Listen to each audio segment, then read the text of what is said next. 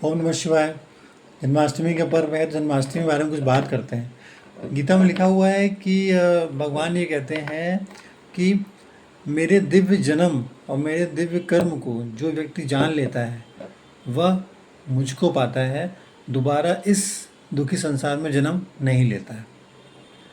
अब बोला जाए दिव्य जन्म, तो कृष्ण का दिव्य जन्म तो ऐसा कुछ दिखाया नहीं गया। जैसे माता के गर्भ से उनको पैदा होते दिखाया गया, ठीक है। कहते हैं कि मैं दिव्य जन्म को कुछ जो कोई जान लेता है।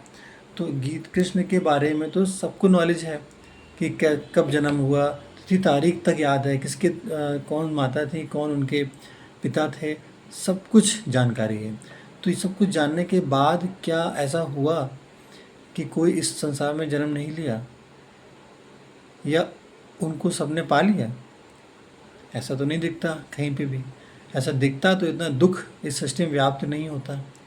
फिर दूसरी तरफ गीता में क्या लिखा हुआ है कि हे अर्जुन, ऐसा कोई समय नहीं था जब तुम नहीं थे या मैं नहीं था, या इस कुरुक्षेत्र में जो लोग भी हैं ये नहीं थे। ये पहले भी थे, आज भी हैं और इस युद्ध के बाद भी रहने वाले हैं, उनकी आत्मा अजर अमर है, आत्मा नहीं मरती। तो एक तरफ क्या कहा कि इस संसार में जन्म नहीं लेता है। दूसरे क्या कहा, पहले भी थे आज भी हैं। फिर क्या कहा कि जिसका जन्म हुआ है उसकी मृत्यु निश्चित है, जिसकी मृत्यु हुई है उसका जन्म फिर निश्चित है। तो तीनों बातें अलग अलग हो गई। एक तरफ क्या कहा कि मुझको जानने के बाद इस संसार में जन्म नहीं लेता है। तो एक्चुअल में उसका अर्थ क्या है? एक्चुअल में उसका अर्थ ये है, ऐसा नहीं कि उसको उनको जानने के बाद लोग मर जाते हैं, शरीर छोड़ देते हैं, नहीं।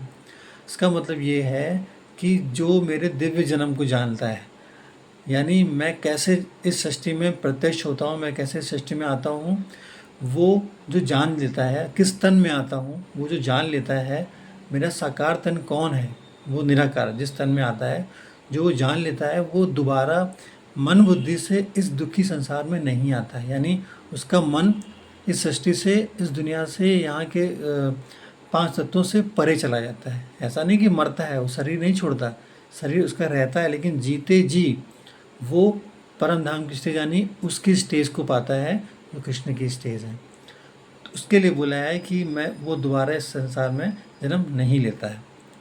तो ऐसा नहीं कि वो शरीर छोड़ता है। तो क्या ऐसा हुआ? अगर हम सब जान गए हैं कि दिव्य धर्म कैसा हुआ और क्या, तो क्या हम उस सृष्टि में पहुंच गए, क्या उस दुनिया में पहुंच गए? ऐसा तो नहीं है। फिर कहते हैं गीता ज्ञान ऐसा ज्ञान है जिसके द्वारा मनुष्य देवता बनते हैं या नर से नारायण बनते हैं। ऐसा राजयोग सिखाता हूँ कि उस राजयोग सीख करके ऐसा होता है। मनुष्य से देवता तो कोई बना नहीं, गीता तो सालों से पढ़ी जा रही है। नर से नारायण तो कोई बना नहीं, तो क्या गीता में झूठ लिखा हुआ है? गीता में जो लिखा हुआ है उसका सत्य सिर्फ परमपिता परमात्मा शिव, जिनके द्वारा ये ज्ञान दिया गया है, वो ही बता सकते हैं। और वो स्वयं इस सृष्टि पे आ चुके हैं और डायरेक्ट गीता ज्ञान सुना रहे हैं। महाभारत का समय अभी का है, ना कि द्वापर का। द्वापर में भगवान आगे क्या कलयुग स्थापन करेगा? कहते हैं कि मैं आता हूँ सत्य सनातन देवी धर्म की स्थापना करता हूँ। तो द्वापर का सत्युग तो आया नहीं। तो एक्चुअल में अभी कलयुग अंत की बात है, जब आकर के कलयुग का विनाश करके सत्य ज्ञान के द्वारा सत्य शिव, सत्य ज्ञान के द्वारा सत्य धर्म यानी सनातन धर्म की स्थापना करता है। इस सच को समझना है और उस बाप से सीखना है और नई दुनिया में चलना है। ओम शांति।